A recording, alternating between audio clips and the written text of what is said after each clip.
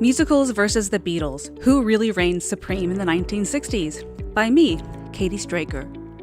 The Beatles are the top artist of the 1960s by almost every metric, but in Billboard's year-end album charts, they're surprisingly denied the top position. To find out how this was the case, one needs to review the source chart data to see how successful an album was in its competitive context. Using MusicID to compare source chart data with annual artist ranking summaries led to a startling insight.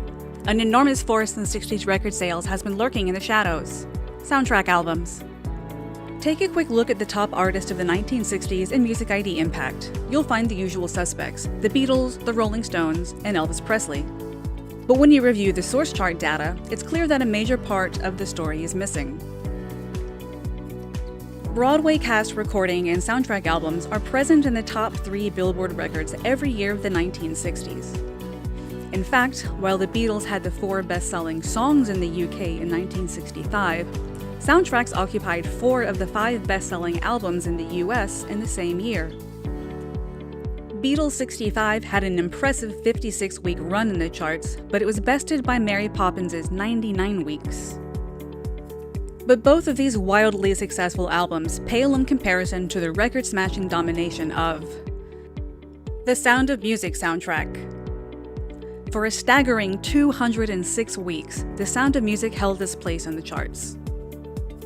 To this day, it ranks as the second most successful album in the US of all time. With her chart-topping success of Camelot, which was number 1 in 1961, Mary Poppins, number 1 in 1965, and The Sound of Music, Julie Andrews is one of the most successful popular artists of all time.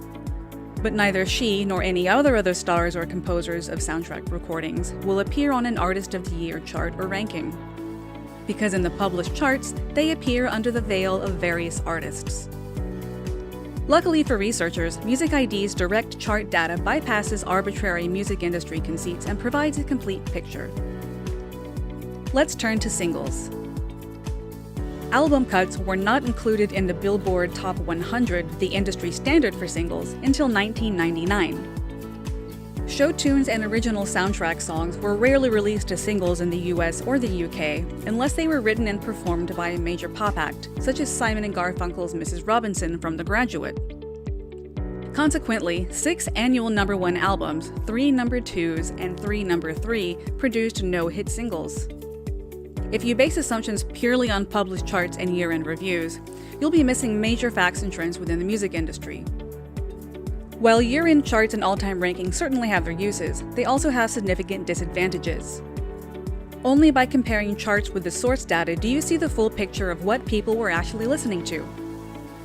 Luckily, with MusicID, researchers are able to access more than 500 million lines of data from nearly 5,500 charts in 74 countries to get to the heart of the matter and craft, develop, and prove new theories, fact and sense-check assumptions, investigate the realities of music's impact in a cross-disciplinary construct, and to uncover their own startling insights and breakthroughs like this one. The Beatles may have been the top artist of the 1960s, but the most popular music for many years was show tunes. Visit us today at musicidhub.com to request a demo and discover how MusicID will empower your research.